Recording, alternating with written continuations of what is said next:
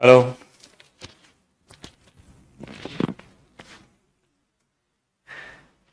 Good afternoon, good afternoon, good afternoon, a very good afternoon all of you. पायल,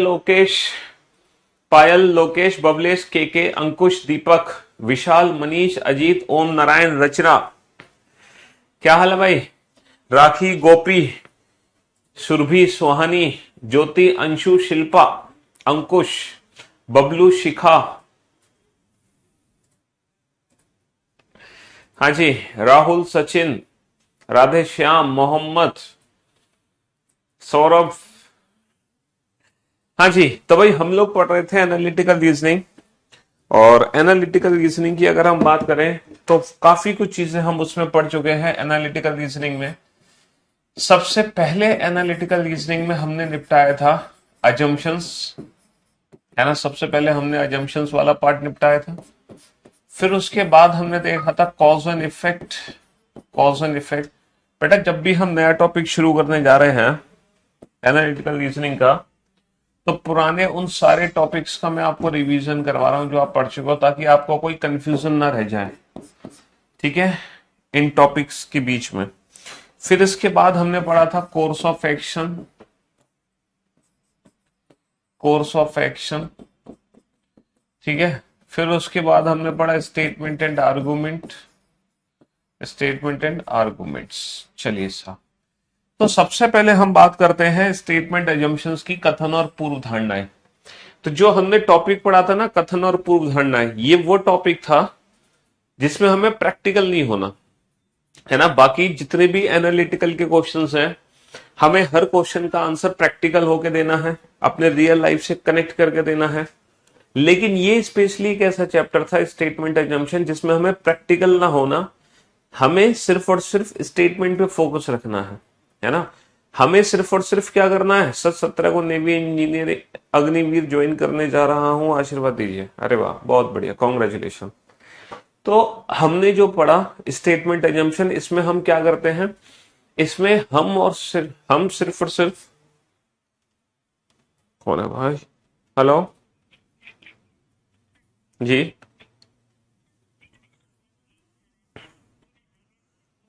मैंने बोल दिया ना, जो करना था कर दिया, नहीं मेरे को नाम बताना, अमाउंट बतानी। हाँ जी। तो अजम्पशंस की अगर मैं बात करूं, तो हमारे सारे के सारे अजम्पशंस ना ठीक होते हैं। सिर्फ दो ही अजम्पशंस हमारे गलत होते हैं। एक तो वो अजम्पशन जो स्टेटमेंट का विरोध करता था, और एक वो अजम्पशन जो इलॉजिकल होता था। इन दो अजम्पशन को छोड़कर हमारे सारे अजम्पशन ना सही होते हैं, हमारे सारे अजम्पशन सही होते हैं। फिर हमने पढ़ा था cause and effect. Cause and effect का मतलब है कारण और परिणाम। कारण और परिणाम। तो अगर मैं कॉज एंड इफेक्ट की बात करूं, अगर मैं कारण और परिणाम की बात करूं, तो इसमें भैया एक कथन होगा कारण, दूसरा परिणाम। पहचान कैसे होगी? बहुत सीधी सी पहचान है, जो घटना पहले घटित होगी वो कारण, जो घटना बाद में घटित होगी वो परिणाम। ठीक है जी। वरना अगर दोनों कथन एक दूसरे से ताल्लुकात नहीं रखते हैं, इसका मतलब बोथ आर इंडिविजुअल इफेक्ट, दोनों ही फिर अलग अलग क्या होंगे, परिणाम होंगे। या तो उनके पीछे कारण एक होगा या कारण अलग अलग होंगे। ठीक है जी। फिर उसके बाद हमने पढ़ा course of action. Course of action में क्या था, एक प्रॉब्लम होती थी और हमें बताना होता था कि इस समस्या का समाधान क्या है। और बाबू, समस्या का समाधान वो सही होता है जो हम रियल लाइफ से जोड़ सकते हैं, जो हमारे वास्तविक जीवन पे आधारित होता है। फिर हमने पढ़ा स्टेटमेंट आर्गुमेंट, यानी कि कथन और तर्क। हमसे पूछा जाता था क्या हमें ऐसा करना चाहिए, तो आप कहते थे कि हाँ भैया ऐसा करो, या फिर आप बोलते थे ना भैया ऐसा मत करो। लेकिन आपकी हाँ और ना से फर्क नहीं पड़ता। फर्क पड़ता है कि अगर आपने हाँ बोला तो क्यों हाँ बोला, उसके पीछे आप कारण क्या दे रहे हो। अगर आपने ना बोला तो क्यों ना बोला, उसके पीछे का आप कारण क्या दे रहे हो। तो बेसिकली हम ना हाँ और ना के पीछे का कारण पहचानने की कोशिश करते थे, और वो आर्गुमेंट स्ट्रांग होने चाहिए।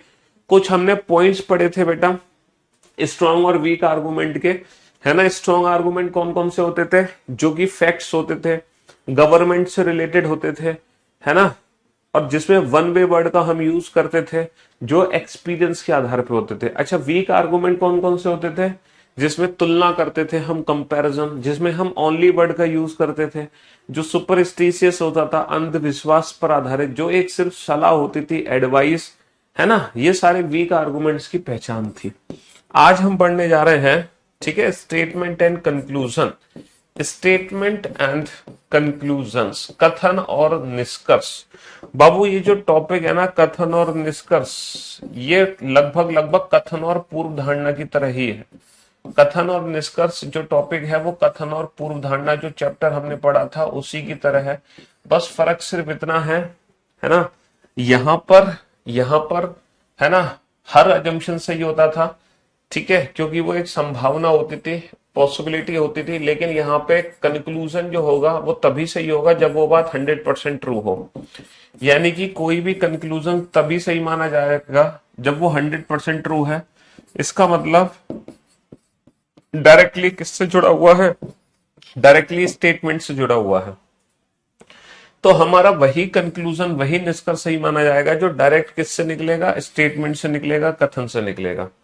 और बिल्कुल प्रैक्टिकल होके हमें सोचना है चीजों को, ठीक है। सिर्फ अजम्पशन चैप्टर को छोड़ के हमें हर टॉपिक में एकदम प्रैक्टिकल लेना है, एकदम प्रैक्टिकल, ठीक है। तो आज हम पढ़ने जा रहे हैं स्टेटमेंट, कंक्लूजन, कथन और निष्कर्ष।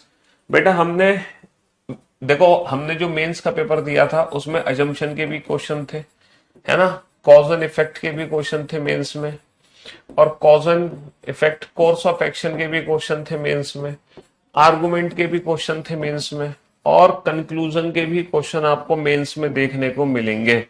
तो एनालिटिकल रीजनिंग से ये 5 चैप्टर थे जो हमारे मेंस में पूछे गए थे, ठीक है।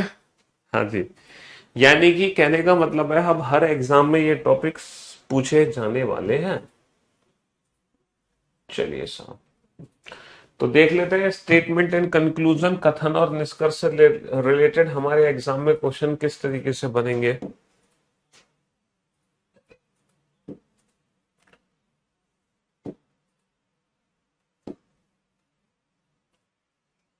स्टेटमेंट एंड कंक्लूजन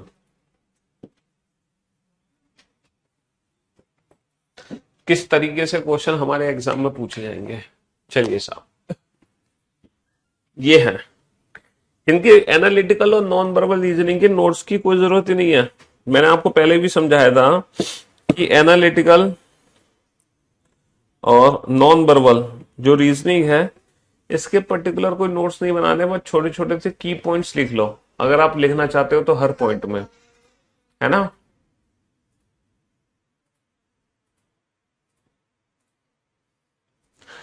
इसके बाद एनालिटिकल रीजनिंग में हम पढ़ेंगे बेटा रीजन असर्शन और डिसीजन मेकिंग, है ना। ये 2 टॉपिक और बचे हैं, रीजन असर्शन और डिसीजन मेकिंग।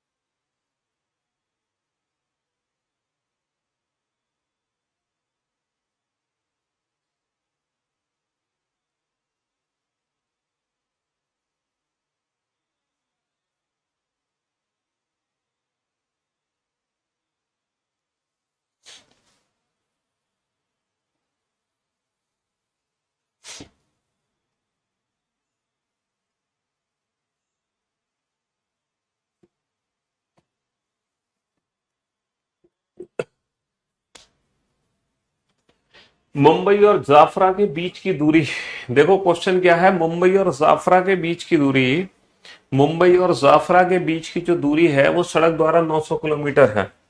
मुंबई और जाफरा के जो बीच की दूरी है वो सड़क द्वारा 900 किलोमीटर है। मुंबई और जाफरा के जो बीच की दूरी है वो सड़क द्वारा 900 किलोमीटर है, ठीक है जी। हाँ जी, 900 किलोमीटर है, जो समुद्र द्वारा 280 किलोमीटर घट जाएगी।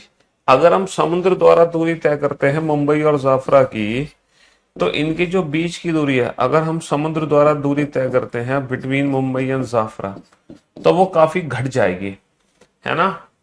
इंग्लिश के अकॉर्डिंग तो लिखा हुआ है कि वो घटकर 180 किलोमीटर 280 किलोमीटर रह जाने वाली है, और हिंदी में लिखा हुआ है कि 280 किलोमीटर कम हो जाएगी। चलो उससे कोई फर्क नहीं पड़ता, फर्क ये पड़ता है कि ये दूरी ज्यादा है, ये दूरी हमारी कम है, बस।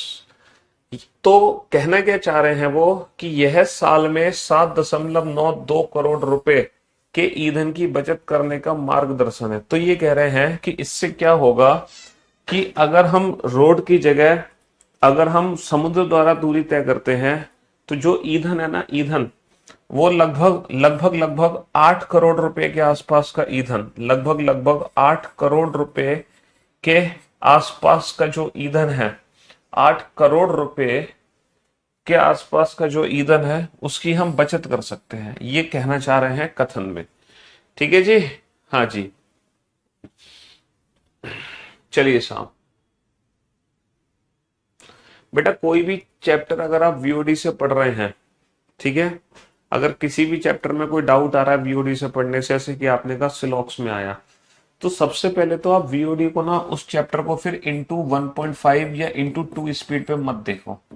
अगर आपको डाउट आया है तो आप उसको नॉर्मल मोड पे देखो, नॉर्मल मोड पे, नॉर्मल स्पीड पे देखो, यानी कि इंटू 1 स्पीड पे ही देखो आप उस लेक्चर को। और सबसे पहले विदाउट स्किप, है ना, बिल्कुल भी आपको लेक्चर को स्किप नहीं करना है। ठीक है, फोन को सामने रख दो, हेडफोन लगाओ, ईयरफोन लगाओ और नोटबुक लो, रजिस्टर लो, और सबसे पहले फर्स्ट लेक्चर को देखो। ठीक है, अगर थोड़ा सा डाउट है तो उसी फर्स्ट लेक्चर को दोबारा से देखो, फिर उसके बाद आप सेकंड लेक्चर को देखो, फिर थर्ड लेक्चर को देखो, फिर फोर्थ लेक्चर को देखो, है ना। और आप कह रहे हो क्वेश्चन गलत, क्वेश्चन गलत इसलिए हो रहे हैं क्योंकि आपने पेशेंस नहीं रखा। सिलॉक्स चैप्टर पढ़ने के लिए ना बहुत पेशेंस चाहिए। कम से कम वीओडी में 8 या 9 क्लासेस होंगी सिलॉक्स की, हो सकता है 10 क्लासेस भी हों। तो उन क्लासेस को करने के लिए ना भरपूर मात्रा में पेशेंस चाहिए। तो उस पेशेंस से अगर आप देखोगे क्लासेस को, है ना, पूरा, पहले तो आप ना क्लास के ही क्वेश्चंस की प्रैक्टिस करो, जो क्लास में क्वेश्चंस कराए ना, पहले आप उन्हीं क्वेश्चंस की प्रैक्टिस करो, उसके अलावा आप बाकी के क्वेश्चंस की प्रैक्टिस करो। पहले आप क्लास के क्वेश्चन की प्रैक्टिस करो, जब वो सही हो जाए तब हम अदर क्वेश्चंस की प्रैक्टिस करते हैं। ठीक है, तब तक हमें क्लास के ही क्वेश्चंस की प्रैक्टिस करते रहनी होती है, जब तक उनके आंसर्स हमारे सही आने नहीं लगते। ठीक है, ये पढ़ने का एक प्रॉपर तरीका होता है। चलिए साहब, तो पहला कंक्लूजन क्या है, transportation by sea is cheaper than by road. ये कह रहे हैं कि transportation by sea is cheaper than by road. अगर आप समुद्र के द्वारा ट्रांसपोर्टेशन करोगे तो आपको सस्ता पड़ेगा बजाय रोड के। अच्छा, पूरे कथन में कहीं भी ये लिखा है ट्रांसपोर्टेशन हमें सस्ता पड़ेगा? ये बेटा कंक्लूजन है, कोई भी कंक्लूजन तभी ट्रू होगा जब वो डायरेक्टली स्टेटमेंट से निकलेगा। डायरेक्टली, यहाँ पे इनडायरेक्ट का कुछ कहने की जरूरत नहीं है, इनडायरेक्ट नहीं, डायरेक्टली स्टेटमेंट से निकलना चाहिए। तो यहाँ पे ट्रांसपोर्टेशन से रिलेटेड कोई भी डायरेक्ट जानकारी बेटा कथन में दी गई है? सर बिल्कुल भी कथन में कोई भी डायरेक्ट जानकारी हमें नहीं दी गई है ट्रांसपोर्टेशन से रिलेटेड। ऐसे तो बेटा जब हम हवाई जहाज से दूरी तय करेंगे तो हवाई जहाज से तो हमें और नजदीक पड़ेगा, तो क्या हमारा किराया सस्ता हो जाएगा? ये मतलब नहीं है कि आप छोटी दूरी तय कर रहे हैं तो किराया सस्ता हो जाएगा। डिपेंड कर रहा है वो छोटी दूरी आप किससे तय कर रहे हैं। बेटा आप अगर आप रेलगाड़ी से तय करोगे तो किराया बहुत सस्ता होगा, बस से तय करोगे तो थोड़ा सा उससे महंगा होगा, है ना। फिर अगर पानी की जहाज से तय करोगे तो और महंगा होगा, हवाई जहाज से तय करोगे तो और महंगा होगा। समझ रहे हो? तो डिपेंड करता है कि मोड ऑफ ट्रांसपोर्टेशन क्या है, इससे डिपेंड नहीं करता वे ऑफ ट्रांसपोर्टेशन क्या है, कि हम सड़क पे चल रहे हैं, पानी पे चल रहे हैं, हवा में चल रहे हैं, है ना। अगर रेलगाड़ी हवा में उड़ने लग जाएगी तो किराया सस्ता हो जाएगा, रेलगाड़ी अगर जमीन पानी में चलने लग जाएगी तो किराया सस्ता हो जाएगा। लेकिन फिलहाल रेलगाड़ी तो हवा में उड़ नहीं रही है, हवाई जहाज उड़ रहा है, तो उसका किराया महंगा है। तो ट्रांसपोर्टेशन से रिलेटेड यहाँ पे कोई जानकारी हमें नहीं दी जा रही है। ईंधन को बहुत बड़ी मात्रा में बचाना आवश्यक है। देखो क्वेश्चन में साफ साफ बोला गया है कि 8 करोड़ रुपए का ईंधन बचेगा, यानी कि ईंधन बचाने पे जोर दिया जा रहा है। इसीलिए यहाँ पे क्या होगा, पहला कंक्लूजन दूसरा कंक्लूजन अनुसरण करेगा, यानी कि सही होगा। ठीक है, सर मैंने वीओडी से कर लिया है, क्या अब मैं लाइव देखूं? अगर आपने वीओडी से सिलेबस कंप्लीट कर लिया है तो आपको लाइव आने की जरूरत ही नहीं है। ठीक है, कोई नीड नहीं है आपको लाइव दोबारा देखने की। और अगर आपने वीओडी से अच्छे से किया होता ना तो आप मुझसे ये बात पूछते ही नहीं, क्योंकि वीओडी में भी मैंने कई बार बताया है कि अगर हम वीओडी से भी पढ़ लेते हैं तो हमें दोबारा से लाइव पढ़ने की जरूरत नहीं होती है।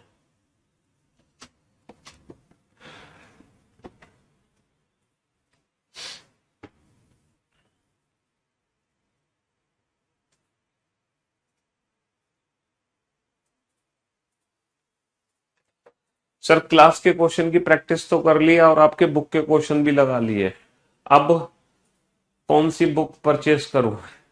अगर आपने देखो क्लास के क्वेश्चंस की प्रैक्टिस कर ली, वैसे तो ये नामुमकिन चीज है कि अगर आप ये टास्क कर लो, क्लास के क्वेश्चन प्लस मेरी बुक्स के क्वेश्चंस चैप्टर वाइज, अगर आपने ये दो चीजें कर ली हैं, वैसे तो ये नामुमकिन है कि आपने सारे क्वेश्चन कर लिए हो बुक के, ऐसा हो नहीं सकता। चलो फिर भी मैंने आपकी बात मान ली। इसके बाद मैंने एक टेलीग्राम चैनल पे, अपने टेलीग्राम चैनल पे एक आपको 100 सेट दिए हुए हैं, 100 सेट्स। ठीक है, आप उन 100 सेट्स की प्रैक्टिस करो जो आपको मेरे टेलीग्राम चैनल पे मिलेंगे, रीजनिंग बाय पीयूष वार्स ने। उस टेलीग्राम चैनल की लिंक मेरे यूट्यूब चैनल से भी आपको मिल सकती है। मेरे यूट्यूब चैनल के डिस्क्रिप्शन में जाना, वहां आपको टेलीग्राम चैनल की लिंक मिल जाएगी। ठीक है, तो वहां पे 100 सेट पड़े हैं, कंबाइंड सेट, आप इसकी प्रैक्टिस करो। और अगर आपने ये भी प्रैक्टिस कर ली, तब आप जो भी आपका टारगेटेड एग्जाम है, आप जिस एग्जाम की तैयारी कर रहे हैं उस एग्जाम के, है ना, लास्ट 2-3 ईयर्स के सारे प्रैक्टिस क्वेश्चंस लगा दो, pre plus mains, pre plus mains. ठीक है, बस पहला स्टेप ये है। ठीक है, 100% क्वेश्चन यहीं से आते हैं एग्जाम में, लेकिन उसके बाद सेकंड स्टेप ये है, उसके बाद थर्ड स्टेप ये है, और फिर फोर्थ स्टेप ये है, और फिर आपको सफल होने से, है ना, कोई नहीं रोक सकता, दुनिया की कोई ताकत। स्वदेशी कच्चे तेल के उत्पादन की तुलना में घरेलू मांग तेजी से बढ़ती जा रही है। बेटा डिमांड जो है ना बढ़ती जा रही है, प्रोडक्शन इतना है नहीं, प्रोडक्शन तो बेटा है नहीं, लेकिन डिमांड बहुत बढ़ती जा रही है, डिमांड बढ़ती जा रही है। इस इक्वेशन को बैलेंस कैसे करें, इस इक्वेशंस को कैसे बैलेंस करें, हैं? Sir crude oil must be imported, ये कह रहे हैं कि प्रोडक्शन बढ़ा दो, प्रोडक्शन बढ़ा दो। दूसरा है घरेलू मांग को कम किया जाना चाहिए, ये कह रहे हैं डिमांड कम कर दो, डिमांड कम कर दो। अच्छा ये बताओ, जो इकोनॉमिक्स के बच्चे हैं, है ना, जो थोड़ा बहुत जानते हैं बिजनेस, है ना, अच्छा इसका वीडियो सॉल्यूशन भी दिया हुआ है, इसका वीडियो सॉल्यूशन भी है इन 100 सेट का। और वो वीडियो सॉल्यूशन कहाँ है? मेरे यूट्यूब चैनल पे, रीजनिंग बाय पीयूष वार्स ने। मैंने अपने यूट्यूब चैनल पे एक प्लेलिस्ट बनाई हुई है 100 प्रैक्टिस सेट की, और उस प्लेलिस्ट में ये पूरे 100 प्रैक्टिस सेट का वीडियो सॉल्यूशन भी है। ठीक है, हाँ मेरे यूट्यूब चैनल पे मिल जाएगा वो वीडियो सॉल्यूशन आपको। तो मैं आपसे क्या कह रहा था, भूल गए। हाँ, हम आपसे कह रहे थे कि अगर आप इकोनॉमिक्स के छात्र हैं, अगर आपने थोड़ा बहुत बिजनेस किया है, तो आपको पता होगा कि इस इक्वेशन को बैलेंस करने के लिए क्या करना है। सर सीधी सी बात है, प्रोडक्शन बढ़ा दोगे तो भी इक्वेशन बैलेंस हो जाएगी, है ना, डिमांड कम कर दोगे, डिमांड कम कर दोगे तो भी हमारी इक्वेशन बैलेंस हो जाएगी। तो इस इक्वेशन को बैलेंस करने के दो तरीके हैं, या तो प्रोडक्शन बढ़ा दो या डिमांड कम कर दो। मेरी बात ध्यान से सुनना, या तो प्रोडक्शन बढ़ा दो या डिमांड कम कर दो, either production should be raised और either demand should be decreased. मतलब ईदर और, ध्यान से सुनना, कि या तो हमें प्रोडक्शन बढ़ाना होगा या हमें डिमांड कम करनी होगी, दोनों में से कोई एक काम करना होगा, दोनों एक साथ नहीं कर सकते। क्या आप दोनों एक साथ करने से फायदा मिलेगा? मतलब एक तरफ तो तुम प्रोडक्शन बढ़ा रहे हो, दूसरी तरफ तुम डिमांड कम कर रहे हो, मतलब दोनों काम एक साथ कर रहे हो, तो कुछ होगा तुम्हारा? कुछ नहीं होगा। दोनों काम एक साथ करने से कुछ नहीं होगा, दोनों में से कोई एक काम करो। इसका मतलब ईदर फर्स्ट और सेकंड फॉलो। यहां पर हमें दोनों में से कोई एक काम करना है, दोनों एक साथ हम नहीं कर सकते। बताओ दोनों एक साथ करने का फायदा क्या? कोई फायदा नहीं होगा दोनों को एक साथ करने का,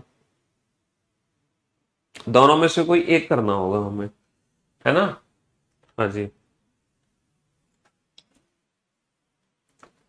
चलिए।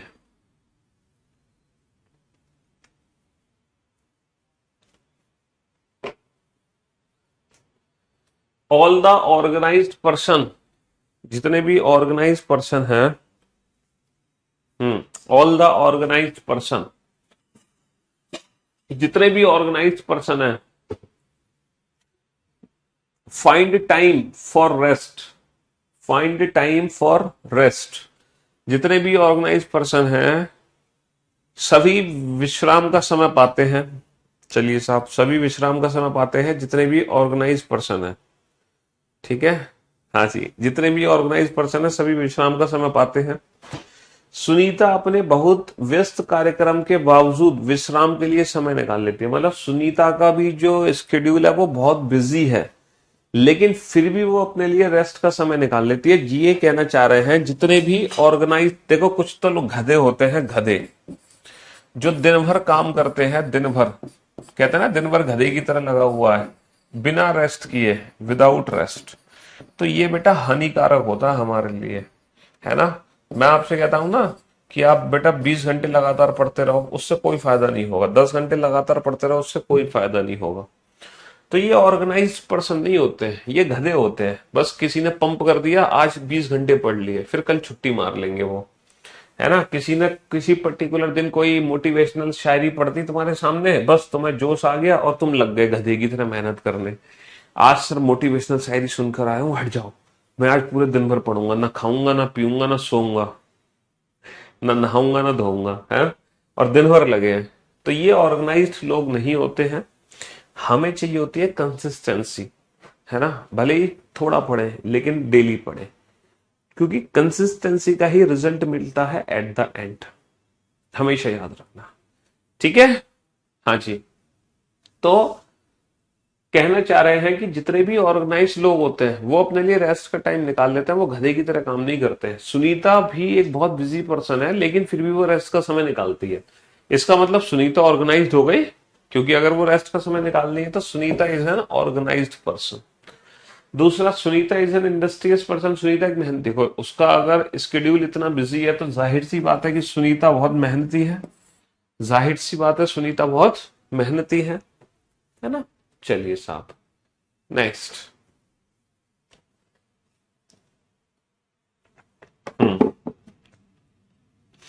नेक्स्ट क्वेश्चन का आंसर दीजिए।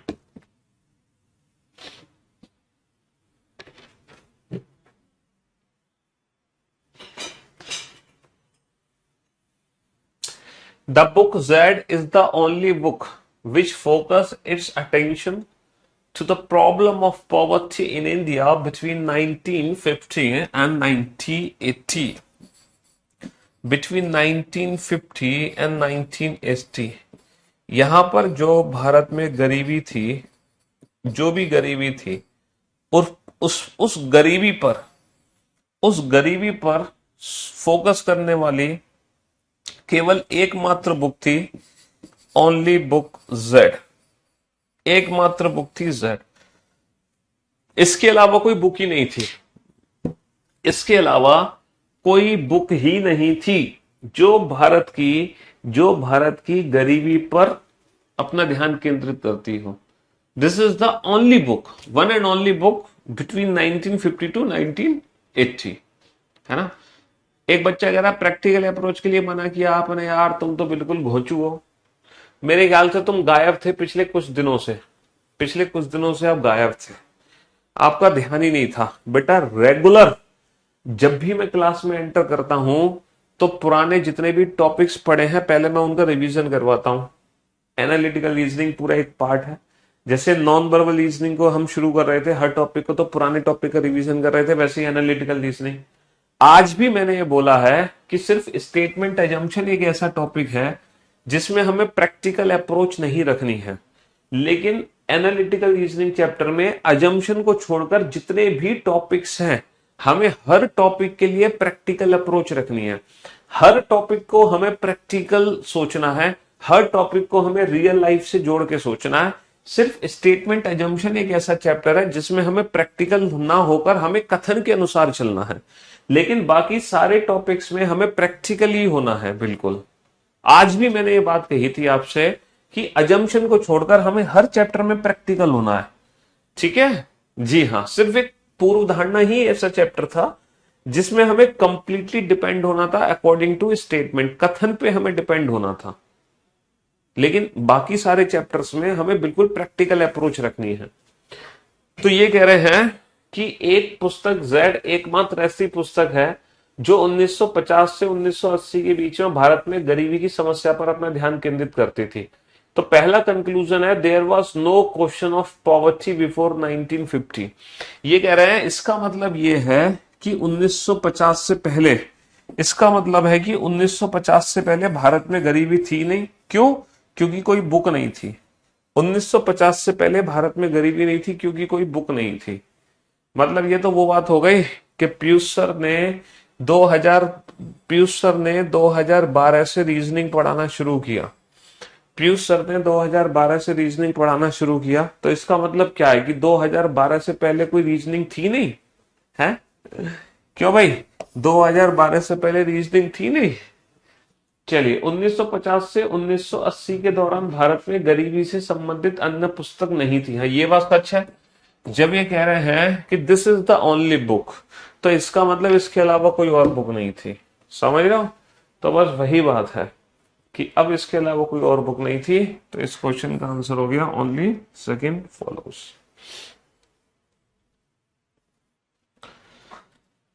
बेटा मेरे YouTube चैनल के जब जाओगे, कोई लेटेस्ट वीडियो देखना, उसके डिस्क्रिप्शन में जाना, उसमें टेलीग्राम चैनल की लिंक है, वहां से आप उसको ओपन कर सकते हैं।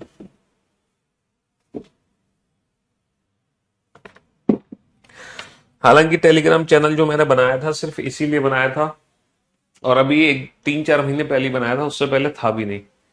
हमारे फेक टेलीग्राम चैनल बने हुए हैं, और मेरे फेक टेलीग्राम चैनल पर मेरे ओरिजिनल चैनल से ज्यादा सब्सक्राइबर है ना।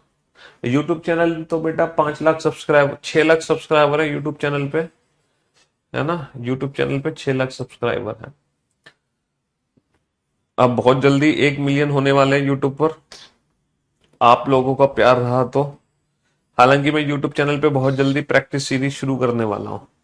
प्रैक्टिस बैच की आप कहते रहते हो, तो बेटा मैं practice batch, paid practice batch नहीं लाऊंगा, मैं फ्री प्रैक्टिस बैच लाऊंगा। Free free free, total free, है ना। कहाँ? अपने यूट्यूब चैनल पर, लेकिन आफ्टर दिवाली, दिवाली के बाद। पहले आप दिवाली सेलिब्रेट कर लो अच्छे से, फिर दिवाली के बाद हम अपने यूट्यूब चैनल पे फ्री प्रैक्टिस सीरीज शुरू करने वाले हैं। ठीक है? हाँ जी।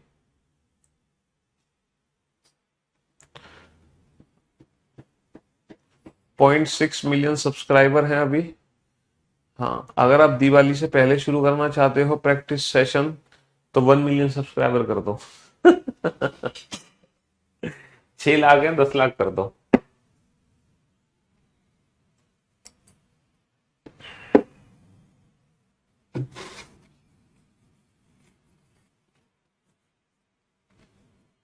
हाँ जी। तो the secret of success is consistency of purpose. सफलता का रहस्य उद्देश्य की निरंतरता है ना। Constant dripping of wears the stone. जो बात अभी थोड़ी देर पहले मैं आपको समझा रहा था, ये वही बात है कि बेटा, है ना, मतलब थोड़ी थोड़ी मेहनत करो, लेकिन रेगुलर मेहनत करो, डेली बेसिस पे मेहनत करो, वही सफलता पहुंचाएगी तुम्हें। एक दिन में 10 घंटे 20 घंटे पढ़ने से कुछ नहीं होगा, है ना। एक दिन में तुम आज पढ़ लो बेटा 15 घंटे, है ना, लेकिन अगर आप रेगुलर पढ़ो, डेली पढ़ो बेटा, डेली 3 घंटे, और लगातार 5 दिन पढ़ो, लगातार 5 दिन पढ़ो, ठीक है। तो इसमें क्या किया आपने, एक दिन तो 15 घंटे पढ़ा, और बाकी के 4 दिन तुमने क्या किया, 4 दिन कुछ नहीं पढ़ा। तो इसका जो रिजल्ट है और इसका जो रिजल्ट है, उसमें जमीन और आसमान का फर्क है। ये मेहनत बेटा जीरो रिजल्ट देती है, कोई भी रिजल्ट नहीं देती।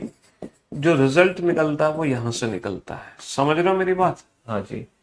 तो ये वही बात है कि रोज के टपकने से पत्थर भी घिस जाते हैं, रस्सी आवत जाते सिल पे पड़त निशान। आप लोग जानते हैं पहले, है ना? इसका मतलब है कि कुएं से जब पहले पानी निकालते थे तो रस्सी वो ना पत्थर को भी घिस देती है, क्योंकि वो रेगुलर निकलती रहती है। ठीक है। हम्म। नेक्स्ट, सफलता पाने के लिए एकांकी भक्ति की आवश्यकता है। बिल्कुल सही बात है, सिंगल डिवोशन होनी चाहिए सफलता पाने के लिए। चलिए साहब,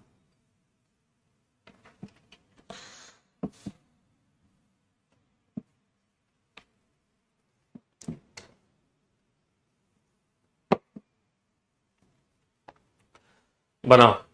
4 का 2 ऑप्शन कैसे सही हुआ? अब यार तुम तो बिल्कुल ही, ये क्या कह रहे हैं, 1950 से 1980 के दौरान भारत में गरीबी से संबंधित कोई अन्य पुस्तक नहीं थी।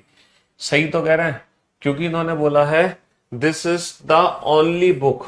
ओनली बुक का मतलब क्या है? ओनली बुक का मतलब यही तो है कि इसके अलावा कोई किताब ही नहीं थी। हैं? 2010 से रीजनिंग का केवल एकमात्र पीयूष सर टीचर है। ऐसा है नहीं वैसे, तमाम टीचर हैं, लेकिन अगर आपसे कहा जाए कि केवल एकमात्र पीयूष सर टीचर है, इसका मतलब क्या है कि इनके अलावा कोई टीचर नहीं है रीजनिंग का। समझ रहे हो? बस वही बात है।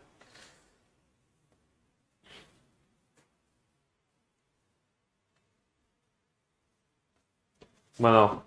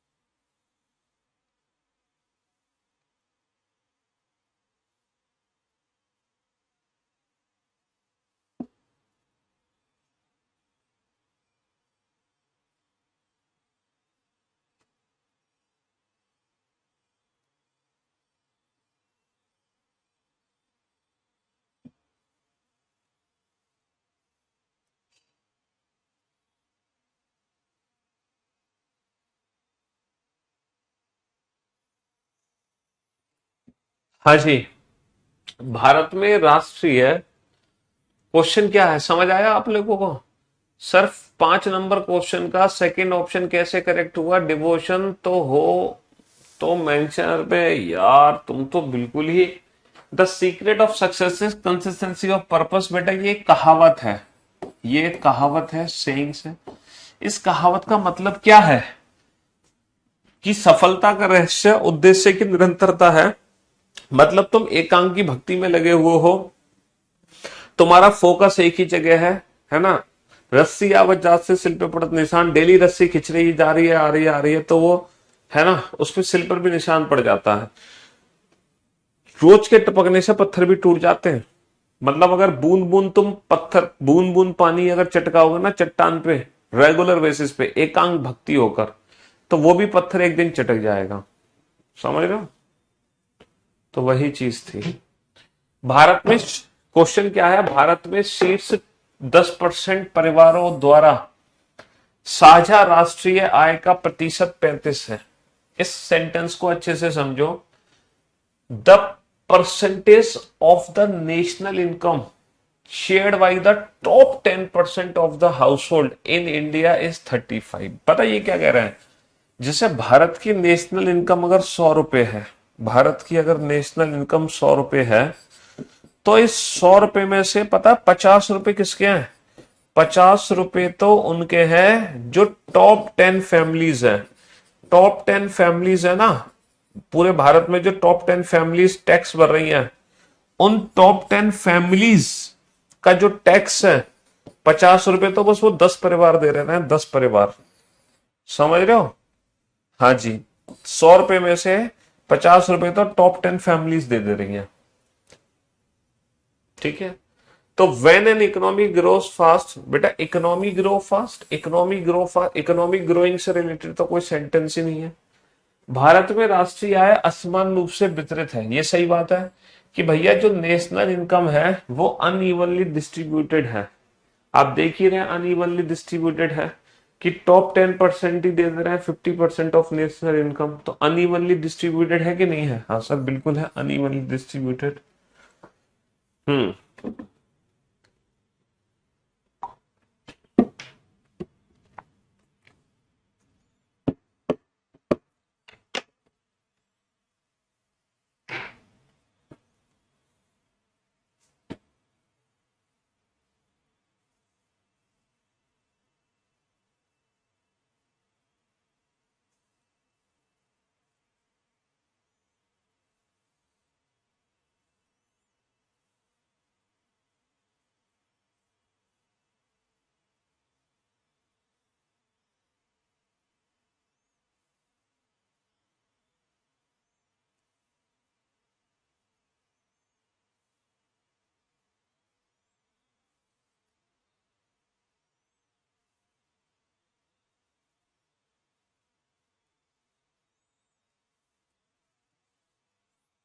बनाओ इस क्वेश्चन को बता सकते हैं।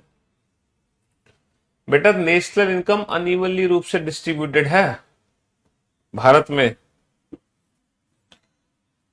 क्योंकि टॉप 10 फैमिली दे रही है 50% नेशनल इनकम का। तो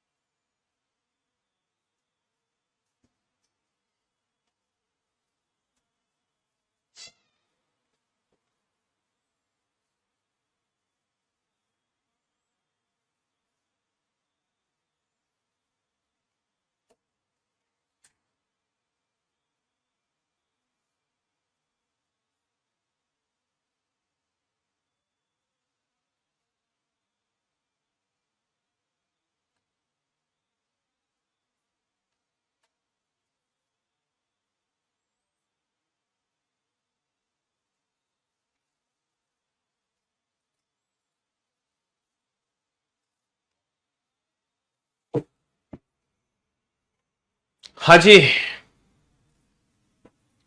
प्रधानमंत्री ने जोर देकर कहा कि उनकी सरकार गरीब किसानों और कृषि श्रमिकों के उत्थान के लिए हर संभव प्रयास करेगी। भाई साहब प्रधानमंत्री ने जोर देकर कहा कि जो उनकी सरकार है वो गरीब किसानों और कृषि श्रमिकों के उत्थान के लिए हर संभव प्रयास करेगी, हर संभव प्रयास। अच्छा जी, कह तो दिया प्रधानमंत्री ने जोर देकर। पहला कंक्लूजन है कि गरीब किसानों और कृषि श्रमिकों को छोड़कर अन्य सभी को विकास के फलों का लाभ मिला है। देखो, अन्य सभी को विकास के फलों का लाभ मिला है, ऐसी कोई जानकारी दे रखी है तुम्हें? अन्य सभी को विकास के फलों का लाभ मिला, सिर्फ गरीब किसानों की बात हो रही है। अन्य किसी को क्या मिला क्या नहीं मिला, ये तो ऐसा तो कोई जिक्र ही नहीं है। समाज के किसी भी वर्ग के उत्थान के लिए अतीत में कोई गंभीर प्रयास नहीं किए गए। अच्छा, अतीत में कोई गंभीर प्रयास नहीं किए, ऐसी कोई जानकारी तुम्हारे पास है कि अतीत में कोई गंभीर प्रयास नहीं हुए?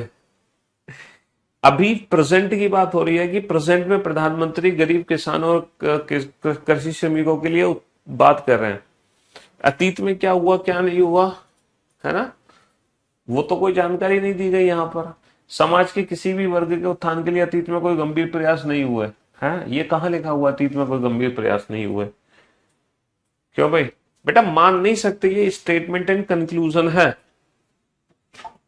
कथन और निष्कर्ष। यहां पे माना नहीं जाएगा कि सर मान लिया कि प्रधानमंत्री भी मदद कर रहे हैं तो इसका मतलब यह है पहले कोई गंभीर प्रयास नहीं हुआ था। तो मानने वाली बात यहां पे नहीं चलेगी बिल्कुल भी। आप मानो मत किसी भी चीज को, समझ रहे हो? यहां मान नहीं सकते हम किसी भी चीज को।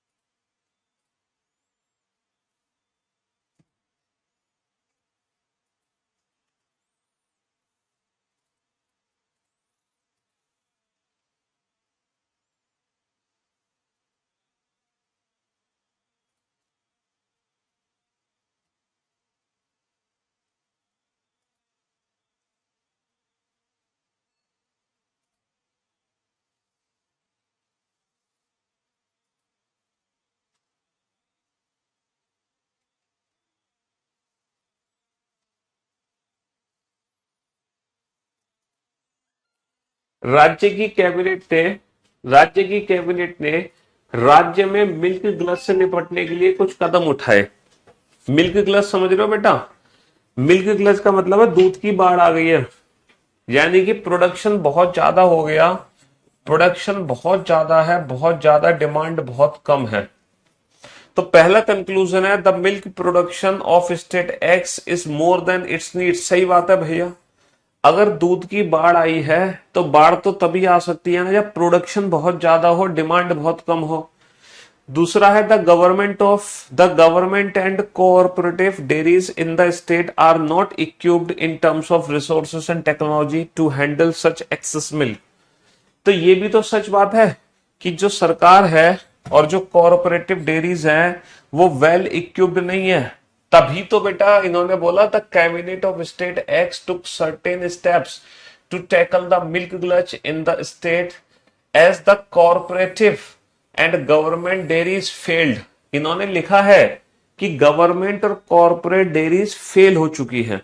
इन्होंने लिखा है कथन में। अच्छा, फेल हो चुकी है इसका मतलब क्या है? कि वो वेल इक्विप्ड नहीं है, वो वेल इक्विप्ड नहीं है। समझ रहे हो? तो दोनों के दोनों सही है। चलिए नेक्स्ट।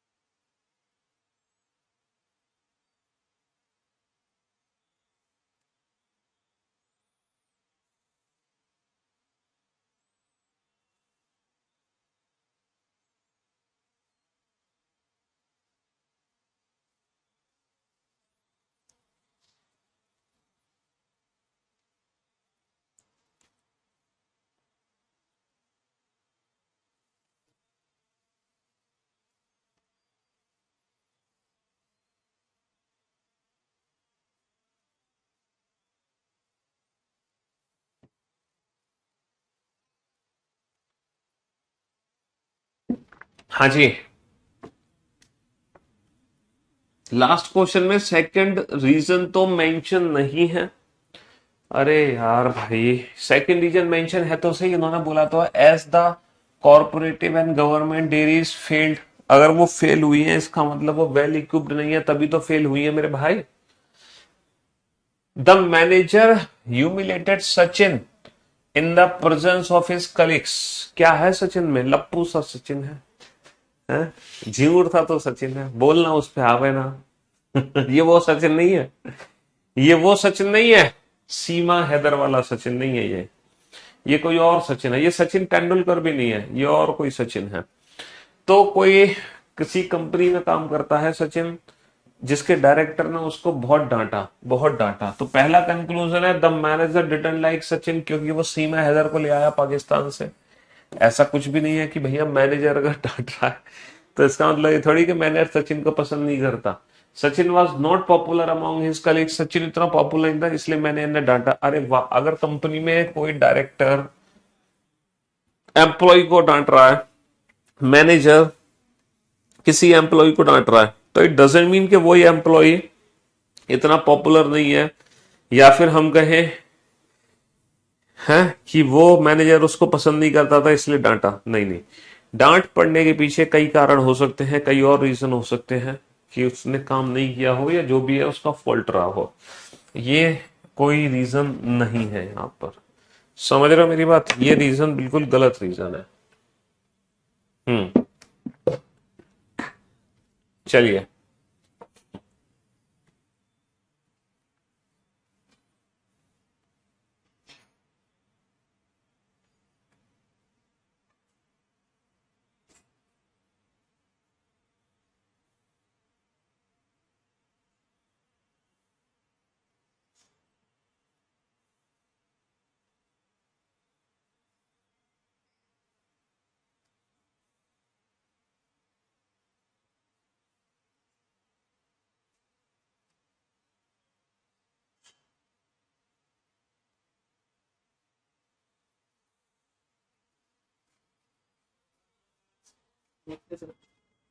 हाँ,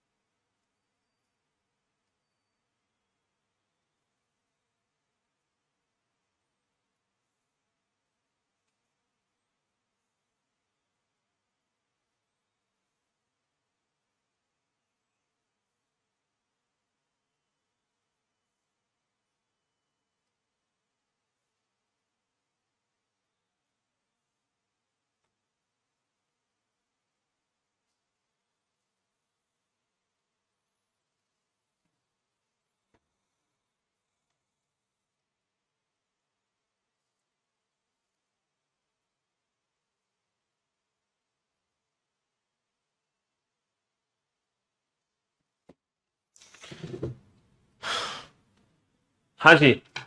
देश की सरकार ने हाल ही में कई रियायतों की घोषणा की है और विदेशी आगंतुकों के आकर्षण पैकेज टूर की पेशकश की है।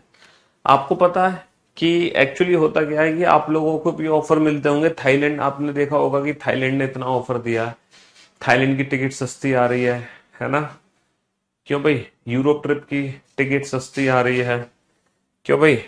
सिंगापुर की टिकट सस्ती आ रही है, दुबई की टिकट सस्ती आ रही है। तो होता क्या है कि उन देशों की जो सरकार है ना, वो चाहती है कि फॉरेन टूरिस्ट आए हमारे देश में घूमने, क्योंकि जब तक फॉरेन टूरिस्ट नहीं आएंगे, देश का टूरिज्म नहीं अगर बढ़ता है तो कई, है ना, टूरिज्म से क्या होता है कि इकोनॉमी बहुत बढ़ती है, भारत में पैसा आएगा अगर विदेशी लोग आएंगे भारत में घूमने। तो समझ रहे हो, बाहर का पैसा भारत के अंदर आएगा। तो देश की सरकार ने क्या किया है कि नए नए आकर्षक पैकेज निकाले हैं उन फॉरेन टूरिस्ट के लिए, फॉरेन टूरिस्ट के लिए नए नए आकर्षक पैकेज की घोषणा की है। पहला कंक्लूजन है ना, मोर number of foreign visitors will visit the country. बिल्कुल सही बात है। जब भैया आकर्षक पैकेज मिलेंगे तो अधिक संख्या में विदेशी पर्यटक देश का क्या करेंगे? पर्यटन करेंगे। करेंगे कि नहीं करेंगे? दौरा करेंगे। दूसरा, एक्ट देश की सरकार पर्यटकों को आकर्षित करने में गंभीर प्रतीक होती है। भैया गंभीर प्रतीत है तभी तो वो ऑफर दे रही है? गंभीर प्रतीत है तभी तो वो ऑफर दे रही है कि हाँ भाई आओ घूमो, वो सीरियस है। हम्म।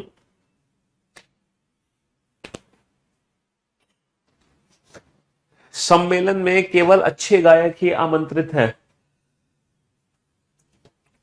All invited singers in the conference have, नहीं, सम्मेलन में केवल अच्छे गायक ही आमंत्रित हैं। Only good singers are invited in conference.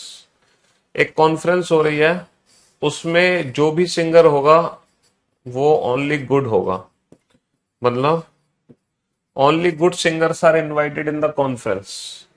जो सम्मेलन हो रही है उसमें केवल अच्छे ही सिंगर आमंत्रित हैं।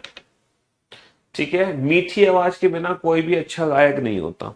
ये कह रहे हैं कि अगर कोई अच्छा सिंगर है तो डेफिनेटली उसकी जो वॉइस है वो स्वीट होगी, मीठी आवाज होगी। तो दो singers, sorry, all invited singers in the conference have sweet voice.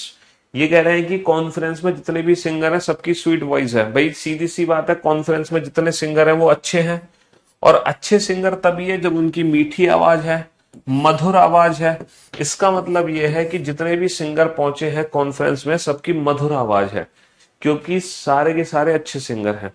दो singers who don't have sweet voice are not invited in the conference. बिल्कुल सही बात है भैया, जिनकी अच्छी आवाज नहीं है वो अच्छे सिंगर नहीं है, और जो अच्छे सिंगर नहीं है वो इनवाइटेड नहीं है ना? क्योंकि केवल अच्छे सिंगर ही इनवाइटेड हैं, उनके अलावा कोई भी इनवाइटेड नहीं है, उनके अलावा कोई भी इनवाइटेड नहीं है। आपको इतना अच्छा पढ़ाने के लिए थैंक्स। हाँ जी। In a recent survey report, it has been said that those who undertake physical exercise for at least half an hour a day are less prone to have any heart ailments. एक हालिया सर्वेक्षण report में यह कहा गया कि जो लोग दिन में आधे घंटे शारीरिक व्यायाम करते हैं उन्हें दिल की बीमारियां होने का खतरा कम होता है। हाँ जी, ये कह रहे हैं कि कम से कम आधे घंटे की अगर आप फिजिकल एक्सरसाइज करते हो तो दिल की बीमारी होने के चांसेस बहुत कम हो जाते हैं। तो पहला कंक्लूजन है, स्वस्थ जीवन जीने के लिए शारीरिक व्यायाम का मध्यम स्तर आवश्यक है। सही बात है भैया, स्वस्थ जीवन जीने के लिए शारीरिक व्यायाम तो चाहिए ही चाहिए। तभी तो कह रहे हैं कि अगर आप आधे घंटे भी एक्सरसाइज कर लेते हो तो दिल की बीमारियां कम होंगी। ठीक है। दूसरा, all people who do desk bound jobs definitely suffer from heart elements. ये कह रहे हैं कि डेस्क बाउंड जॉब करने वाले सभी लोग निश्चित रूप से दिल की बीमारियों से पीड़ित होते हैं, है ना?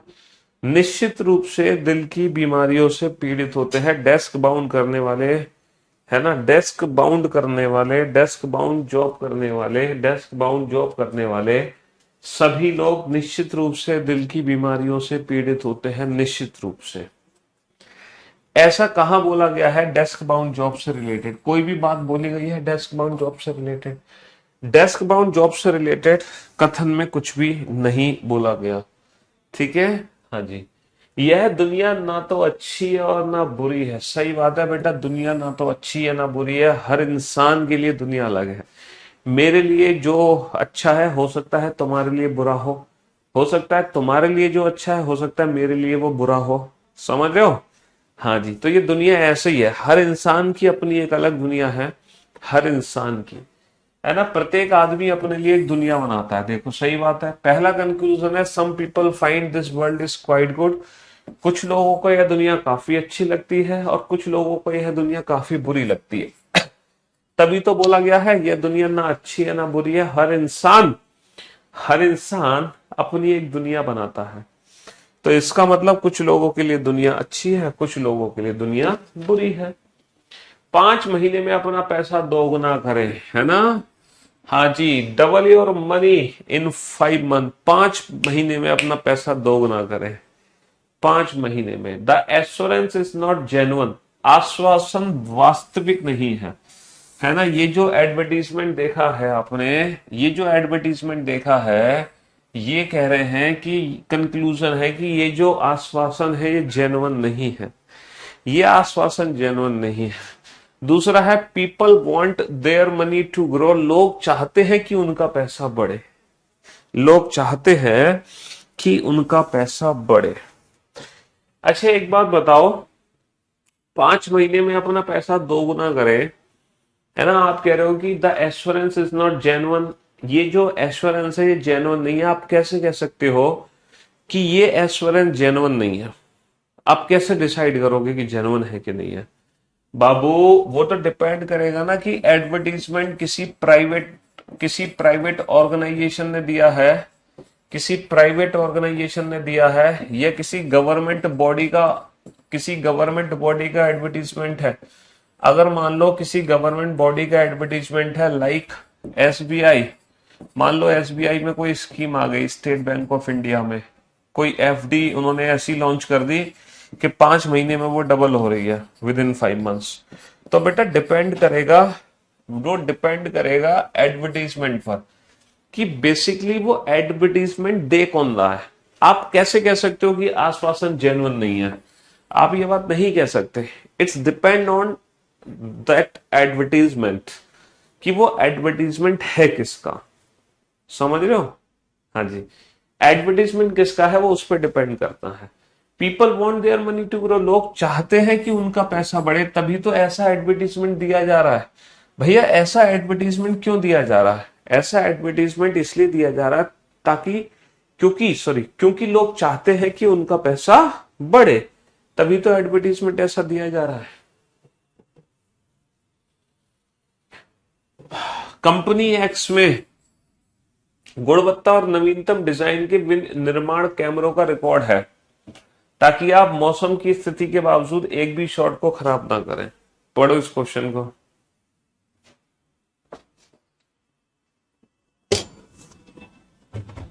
रंजीत, पानी पानी पानी।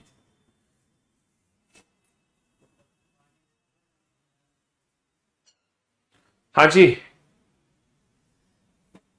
पढ़ो इस क्वेश्चन को।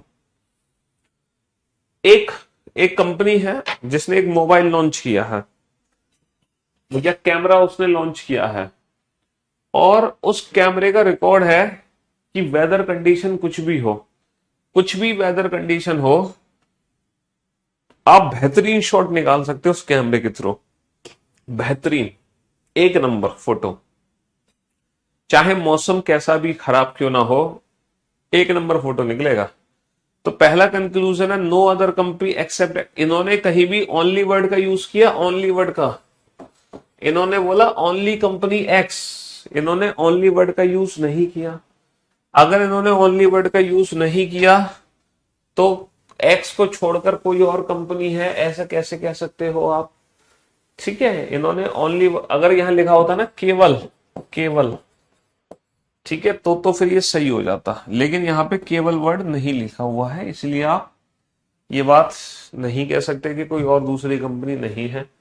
कोई भी कैमरा एक्स के साथ स्वीकार्य शॉट ले सकता। वो तो कह ही रहे हैं बेटा कि बेहतरीन से बेहतरीन शॉट निकालो, बेहतरीन से बेहतरीन शॉट निकालो। कोई भी देश इन दिनों बिल्कुल आत्मनिर्भर नहीं है। सही बात है भैया, कोई देश आत्मनिर्भर हो कैसे हो सकता है? कंप्लीटली कैसे हो सकता है आत्मनिर्भर? बोतल लेता था है, ग्लास है। कोई भी देश, है ना, सेल्फ डिपेंडेंट कैसे हो सकता है? कंप्लीट सेल्फ डिपेंडेंट कैसे हो सकता है ये बताओ।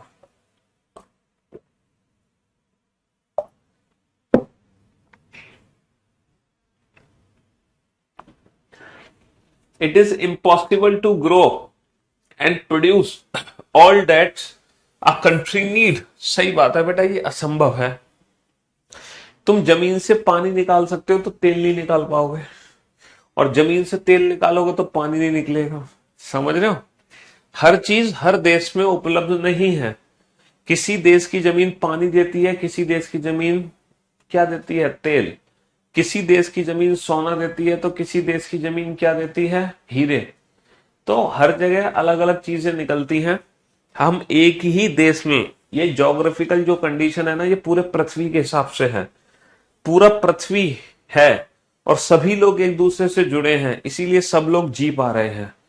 अगर इस पृथ्वी को हिस्सों में डिवाइड कर दिया जाए और बाउंड्री खींच दी जाए, जैसे भारत के आसपास बहुत बड़ी बड़ी बाउंड्री खींच दे, जिसका भारत के बाहर कोई नहीं जा सकता, भारत के अंदर कोई नहीं आ सकता, तो ये देश चल नहीं सकता।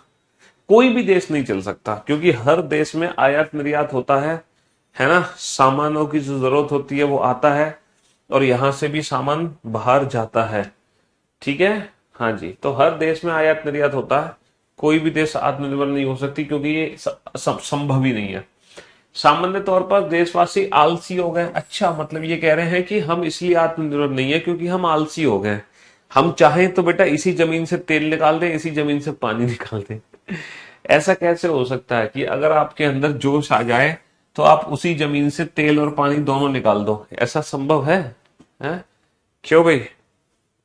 आर्थिक सुरक्षा लोगों को बेहतर और आर्थिक खुशहाल बनाती है। सही बात है बेटा। जो आर्थिक सुरक्षा है, अगर मान लो आपकी जेब में पैसा है तो आप लोग बेहतर बनोगे और हैप्पी भी रहोगे। अभी मान लो सबके अकाउंट में 1 करोड़ रुपए पहुंचा दिए जाए तो खुशम खुश घूमोगे, हैं? और उनके व्यक्तित्व पर अच्छा प्रभाव डालती है। और देखो आप एकदम एकदम घूमोगे मस्त तकड़क, है कि आपको कोई टेंशन नहीं होगी। पहला कंक्लूजन है, people who earn more money are happier. जो लोग अधिक धन कमाते हैं वह अधिक खुशहाल होते हैं। Economic security makes people better and more happy and has a good effect on their personality. जो लोग अधिक धन कमाते हैं वे अधिक खुशहाल होते हैं। अच्छा व्यक्तित्व बनाए रखने के लिए लोगों को आर्थिक दृष्टि से मजबूत होना चाहिए। People who earn more money are happier. देखो ये तो कंक्लूजन सही है। क्यों? क्योंकि ये डायरेक्टली स्टेटमेंट से रिलेटेड है। ये कह रहे हैं आर्थिक सुरक्षा लोगों को बेहतर और अधिक खुशहाल बनाती है ना। जो लोग अधिक धन कमाते हैं वो अधिक खुशहाल होते हैं। ये तो डायरेक्टली स्टेटमेंट से रिलेटेड ही है। ठीक है, हाँ जी। दूसरा क्या है? अच्छा व्यक्तित्व बना। देखो व्यक्तित्व बेटा पैसे पे डिपेंड नहीं करता। आप खुश हो सकते हो, लेकिन आपका अच्छा व्यक्तित्व हो, अच्छी पर्सनैलिटी हो, ये गलत बात है। पर्सनैलिटी डिपेंड नहीं करती है पैसे पे। व्यक्तित्व तो बेटा डिपेंड करता है हमारे अंदर। कॉफी, है ना। व्यक्तित्व डिपेंड करता है हमारे अंदर, उसका उससे कोई लेना देना नहीं है। किससे? व्यक्तित्व का पैसे से कोई लेना देना नहीं है। समझ रहे हो? हाँ जी। व्यक्तित्व तो बेटा गरीब का भी बहुत अच्छा होता है, अमीरों से कहीं बेहतर, है ना। हाँ जी।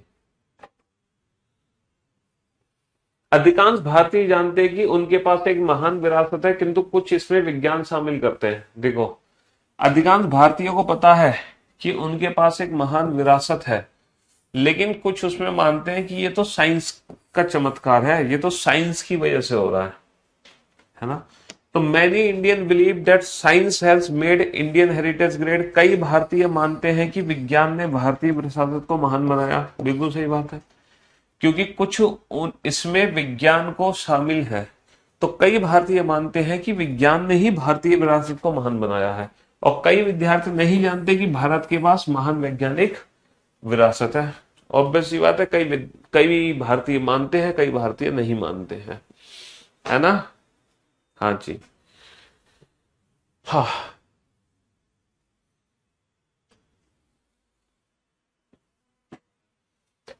भारत में एक दशक पूर्व की अपेक्षा अब कहीं अधिक दुपहिया वाहनों का निर्माण हो रहा है।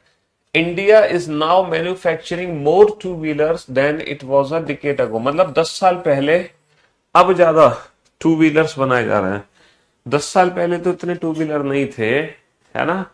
लेकिन लेकिन अब टू व्हीलर ज्यादा बनाए जा रहे हैं। Their quality has also improved a lot. उनकी क्वालिटी भी इंप्रूव हो रही है टू व्हीलर्स की। तो हम दुपहिया वाहनों का निर्यात कर रहे हैं। We are exporting two wheelers. Export कर रहे हैं, इससे रिलेटेड कोई जानकारी है नहीं। Our two wheelers industry has made commendable progress. हमारे दुपहिया वाहन उद्योग ने सराहनीय प्रगति की है। देखो प्रगति तो की है, बोले ना कि अधिक दुपहिया वाहनों का निर्माण किया जा रहा है और उनकी क्वालिटी भी इंप्रूव हुई है। इसका मतलब क्या है कि, है ना, उन्होंने प्रोग्रेस तो की है, लेकिन बाहर एक्सपोर्ट हो रहा है, ये इससे रिलेटेड कोई जानकारी नहीं है।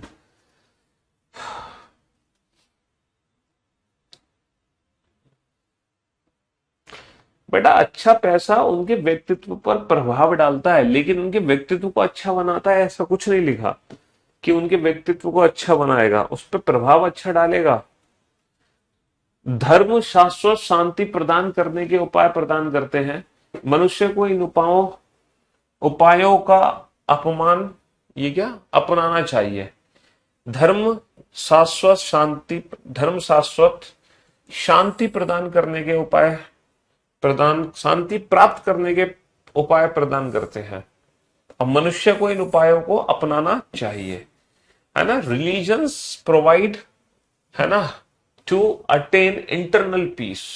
ये क्या कह रहे हैं कि जब हम जैसे ईश्वर का ध्यान करते हैं सुबह, है ना, अगर हम भगवान का ध्यान करते हैं तो हमें एक शांति मिलती है, आंतरिक शांति मिलती है, इंटरनल पीस का हमें एहसास होता है कि अगर हम भगवान की आराधना करते हैं। तो पहला निष्कर्ष है धर्म समृद्ध जीवन को सुनिश्चित करते हैं।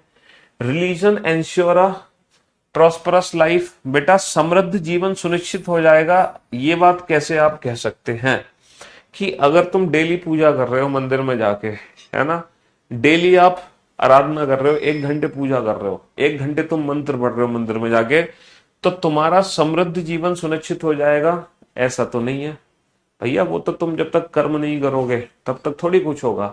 भगवान को याद करने से रिलेटेड यहाँ पे जो जानकारी दी जा रही है वो दी जा रही है इंटरनल पीस, मानसिक मतलब शांति, आंतरिक शांति, है ना। आंतरिक शांति आपको मिलेगी ईश्वर को याद करने से। ऐसा नहीं कि तुम्हारे अकाउंट में पैसा आ जाएगा, ठीक है, तो समृद्ध जीवन सुनिश्चित हो जाएगा, ये गलत है। भगवान को याद करने से नहीं होगा, वो मेहनत करने से होगा। भगवान को याद करने से तुम्हारा दिमाग शांत हो जाएगा, इंटरनल पीस जरूर मिलेगी आपको, लेकिन पैसा नहीं मिलेगा, ठीक है। दूसरा, religion help people to end poverty. धर्म निर्धनता समाप्ति में लोगों की, देखो फिर से वही बात, धर्म गरीबी और को खत्म करने में कैसे मदद करेगा, है वो सिर्फ इंटरनल पीस के लिए है, गरीबी से उसका कोई लेना देना नहीं है मेरे भाई।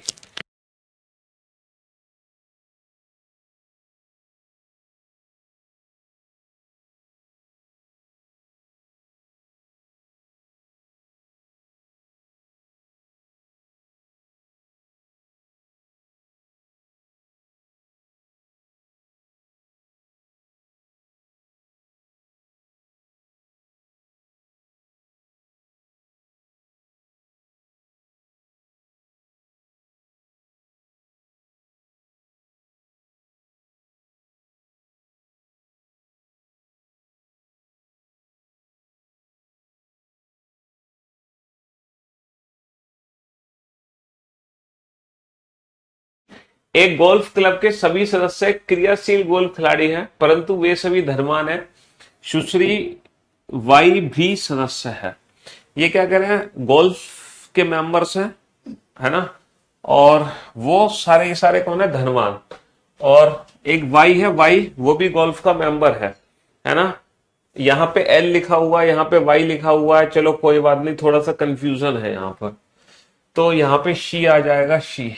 वह एक गोल्फ खिलाड़ी है, सही बात है, वह सदस्य है तो गोल्फ खिलाड़ी है, और वो अमीर भी है क्योंकि धनवान भी है, ठीक है जी।